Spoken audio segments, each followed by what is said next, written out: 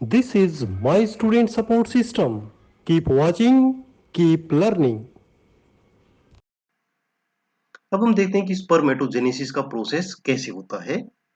मनुष्यों में शुक्राणु जनन एक मैच्योर स्पर्म बनने में लगभग 65 टू 75 डेज का समय लगता है। यह स्पर्मेटोगोनिया से शुरू होता है, जिसमें गुणसूत्रों की संख्या द्विगुणित या 46 क्रोमोसोम्स होते हैं।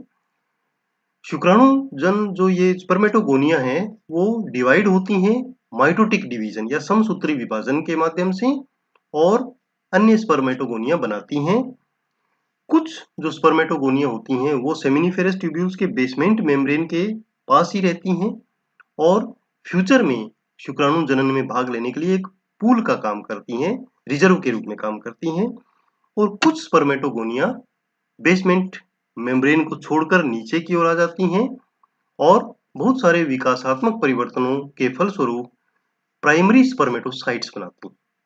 प्राइमरी स्पर्मेटोसाइट्स में भी अभी 46 गुणसूत्र ही होते हैं। इस पिक्चर में आप देख सकते हैं स्पर्मेटोगोनिया जो नीचे आ रहा है ल्यूमन की तरफ, वो प्राइमरी स्पर्मेटोसाइट बन गया है और उसमें भी 2n मतलब 46 क्रोमोसोम है। अब नेक्स्ट स्टेज में अर्धसूत्री विभाजन या मियोसिस होता है। मियोसिस 1 दो मियोसिस होते हैं इसमें शुक्राणु जनन की प्रक्रिया में। तो पहले मियोसिस 1 होता है और मियोसिस 1 के फलस्वरूप जो प्राइमरी स्पर्मेटोसाइट है वो दो सेकेंडरी स्पर्मेटोसाइट में कन्वर्ट हो जाती है और प्रत्येक सेकेंडरी स्पर्मेटोसाइट में 23 गुणसूत्र होते हैं, यानी अगुणित संख्या हो गई, 2n की बजाय n हो गया। अब प्रत्येक जो सेकेंडरी स्पर्मेटोसाइट है उसका फिर से मियोसिस 2 होता है या अर्धसूत्री विभाजन 2 होता है और दो स्पर्मेटिड्स बनते हैं प्रत्येक से। तो टोटल जो स्पर्मेटोगोनिया है उससे 4 स्पर्मेटिड्स बन गए और इन स्पर्मेटिड्स में भी क्रोमोसोम्स की संख्या 23 होती है, यानी हाफ हो गई। स्पर्मेटोजेनेसिस का जो अंतिम चरण है वो मियोजेनेसिस कहलाता है, जिसमें स्पर्मेटिड्स का विकास स्पर्मेटोजोआ या स्पर्म या शुक्राणु बनने में होता है। ये प्रक्रिया कंप्लीट करने के बाद जो स्पर्म्स हैं वो सेमिनिफेरस ट्यूब्यूल की ल्यूमन या नलिका में प्रवेश कर जाते हैं उसकी वॉल से और सर्टोलिस कोशिकाओं द्वारा स्त्रावित जो फ्लूइड है उसके साथ साथ वो नलिकाओं में आगे बहते हुए चले जाते हैं। अब देखते हैं कि स्पर्म क्या होते हैं। प्रत्येक दिन लगभग 300 मिलियन शुक्राणु स्पर्मेटोजेनेसिस को प्रक्रिया को पूरा करते हैं। एक शुक्राणु लगभग 60 माइक्रोन लंबा होता है और इसमें हेड, नेक, मिड पीस और टेल जैसी कई संरचनाएं होती हैं, जो आप इस पिक्चर में देख सकते हैं।